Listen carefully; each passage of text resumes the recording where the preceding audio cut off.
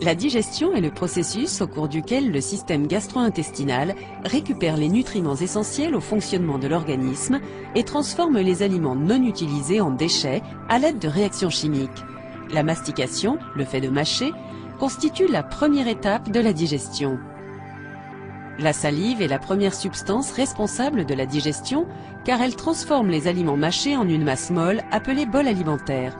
La salive rend ce bol alimentaire facile à avaler. Celui-ci va donc descendre le long de la gorge et de l'œsophage. Le bol alimentaire passe au travers du sphincter œsophagien avant d'arriver dans l'estomac.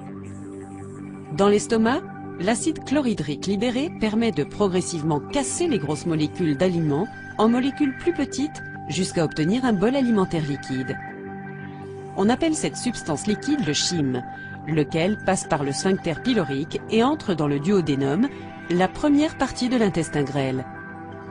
C'est là que des enzymes libérées par le pancréas, le foie et la vésicule biliaire continuent à transformer le chyme en microéléments que l'organisme pourra ensuite facilement absorber et utiliser.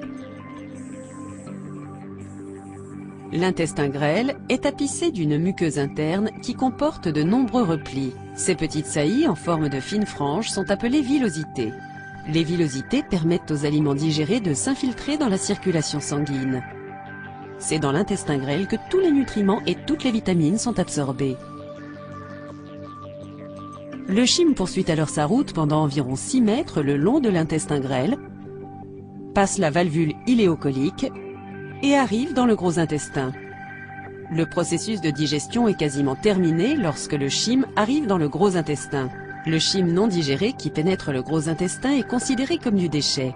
À mesure qu'il migre le long du gros intestin, les déchets vont peu à peu se solidifier car toute l'eau disponible va être réabsorbée par l'organisme. Les déchets vont ensuite s'accumuler dans le rectum, l'extrémité finale du gros intestin, jusqu'à ce que le cerveau ordonne au corps de s'en débarrasser.